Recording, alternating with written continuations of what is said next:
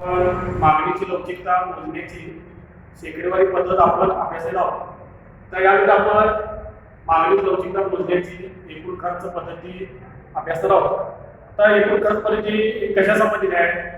एखाद्या वस्तूच्या किमती कमी किंवा जास्त झाल्या असतात त्या व्यक्तीचा किंवा ग्राहकाचा एकूण खर्चामध्ये कशा प्रकारे बदल होतो यावरून लवचिकतेचे मोजमाप करता येते. ते मोजमाप करण्याची पद्धत म्हणजे काय? एकूण खर्च पद्धती. वस्तूच्या किमतीमध्ये कमी किंवा जास्त बदल झाला तर ग्राहकाच्या एकूण खर्चामध्ये कशा प्रकारे बदल होतो हे लवचिकतेचे मापन डॉक्टर मार्शल यांनी विकसित केलेले आहे. आता यामध्ये 3 पद्धतीनुसार लवचिकतेचे मापन करता येते. तर पहिलं आहे एकक लवचिक.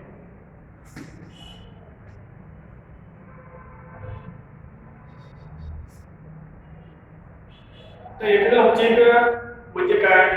तर खर्च पद्धतीनुसार व्यक्तीच्या वस्तूच्या किमती किती प्रमाणात वाढ किंवा घट झाली, वस्तू किमती वाढल्या किंवा वस्तू किमती कमी झाल्या तर त्या ग्राहकाचा किंवा त्या उपभोक्त्याचा एकूण खर्च तेवढाच राहत असेल किंवा खर्च स्थिर राहत असेल तर त्याला म्हणायचं खर्च पद्धतीनुसार एक किंवा एकक लवचिक. म्हणजे वस्तू किमती वाढ होऊ दे किंवा कमी होऊ दे, खर्च हा तेवढा राहणार, खर्चामध्ये काय बदल होत नाही, त्याला म्हणायचं एक किंवा एक लवचिक. त्याच्यानंतर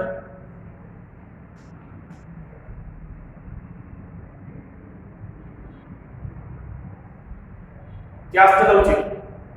तर जास्त लवचिक मध्ये वस्तूच्या किमती जर वाढल्या, वस्तूच्या किमती जर वाढल्या तर त्या उपभोक्त्याचा खर्च कमी होत असेल,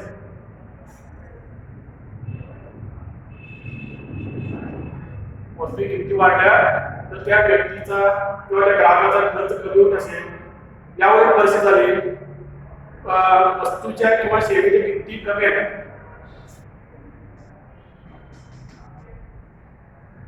वस्तू किंवा सेवांच्या किमती जर कमी आल्या तर खर्च हा वाढत असेल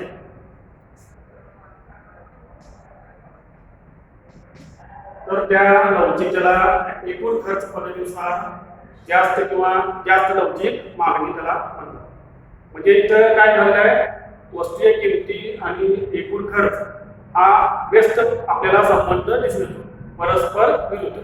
खर्च किमतीच्या विरुद्ध दिशेने जर खर्च होत असेल तर ती लवचिकता जास्त किंवा अधिक लवचिक आपल्याला दिसून येते. आणि शेवट पद्धत आहे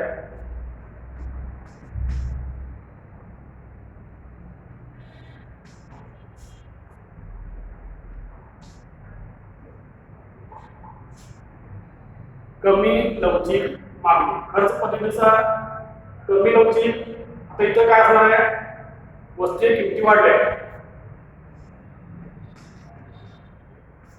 वस्तू किमती वाढल्या तर खर्च वाढतो,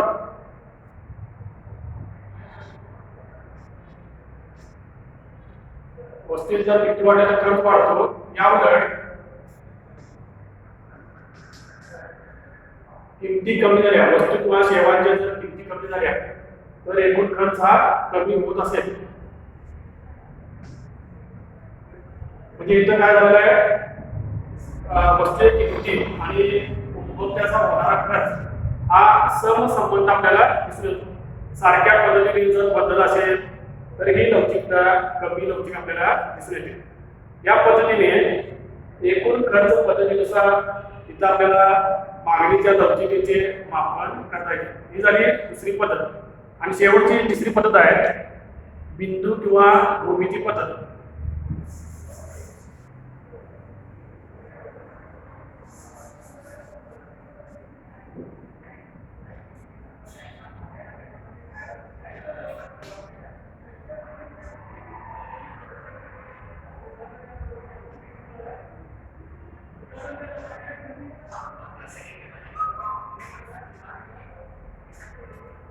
तर मागणीच्या लवचिकतेचे मापन करण्यासाठी शेवटची पद्धत सांगितली आहे बिंदू किंवा भूमिती पद्धत.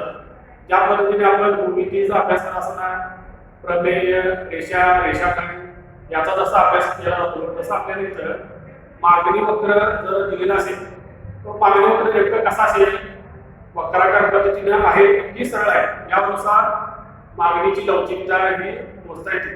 ती पद्धती म्हणजे काय, भूमिती पद्धत. त्या मागणी वक्रावर एखादा बिंदू दिला असेल तर त्या बिंदूची लवचिकता कशा पद्धतीने मोजता येते, ही पद्धती म्हणजे काय, बिंदू पद्धती. आता समजा एक मागणी वक्र दिलेला आहे, हा वक्राकार पद्धतीने आहे.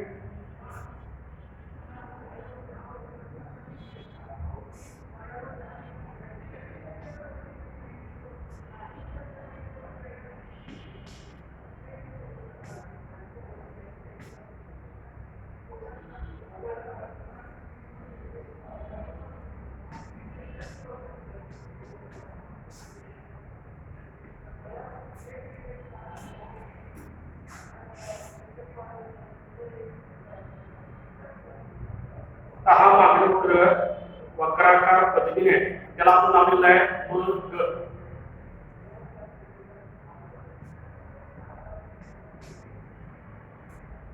आता हा वक्राकार पद्धती मागणी वक्र असेल तर त्याची एक लवचिकता मोजायची आहे.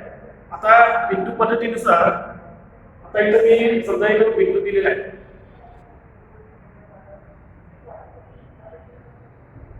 आता या बिंदूची आपल्याला लवचिकता मोजायची आहे. आता या बिंदूला आपण एक नाव दिलेलं आहे क.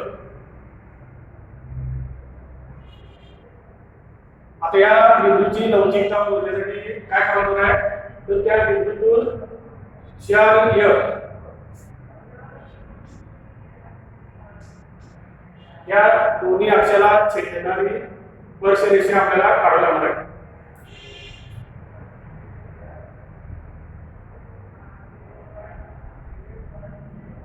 आता या स्पर्शरेषेला आपण वेगळं नाव दिलं तरी चालते ना.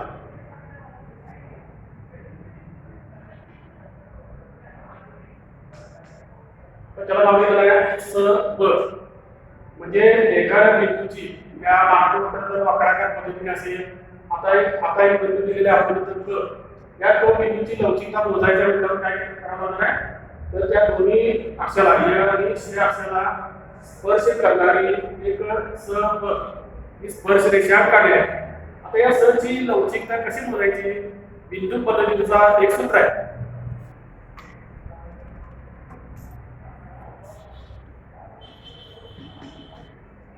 स बिंदूची लवचिकता बरोबर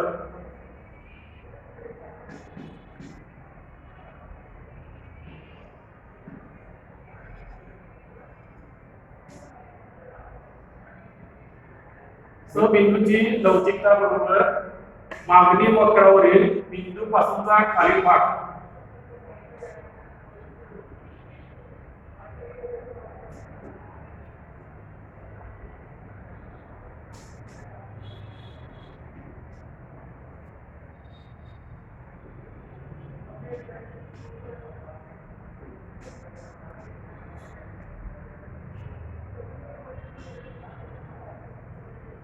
मागणी वक्रावरील बिंदू पासूनचा खालील भाग किंवा खालील अंतर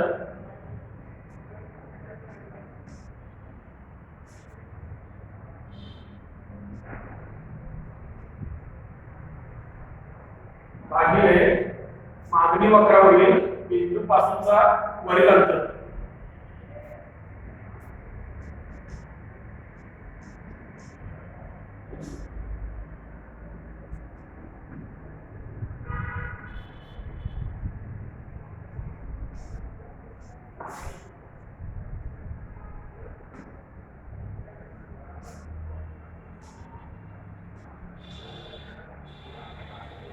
या सूत्रानुसार बिंदू पद्धतीनुसार मागणीची लवचिकता मोजता येते.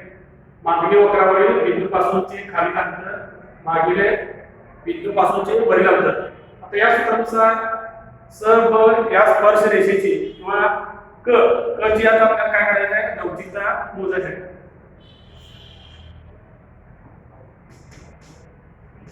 या सूत्रानुसार बिंदू पासून आता इथून ते इथून खालील अंतर क ब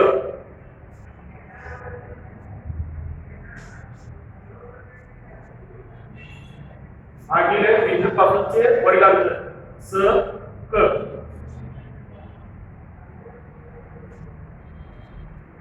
या पद्धतीनुसार बिंदू पद्धतीने ही लवचिकता मोजता येते. कधी तर हा जर वक्राकार मागणी वक्र असेल, मग हा वक्राकार पद्धतीने मागणी वक्र असेल तर ही लवचिकता मोजता येते. आता त्यानंतर आपली दुसरी पद्धत बिंदू पद्धतीनुसार मागणी वक्र जर सरळ रेषेत असेल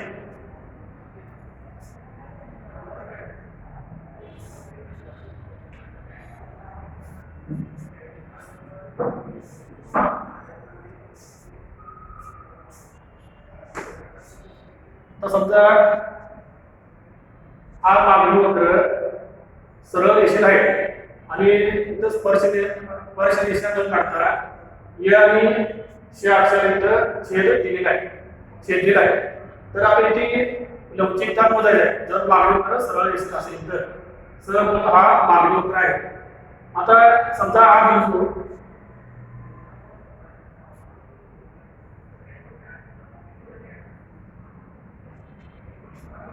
मध्यावर असेल, दोन्हीच्या मध्यावर जर बिंदू असेल तर ही लवचिकता 1 किंवा 1 लवचिकता.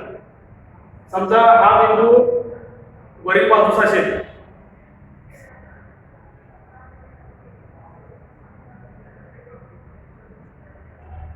हा बिंदू स1 त्याला नाव दिलेलं आहे स1. हा बिंदू मूळ बिंदूच्या वरील बाजू असेल तर ही लवचिकता 1 पेक्षा जास्त किंवा जास्त लवचिकता किंवा अधिक लवचिक मागणी त्याला म्हणायचं. समजा या मध्याच्या जर खाली बिंदू जर असेल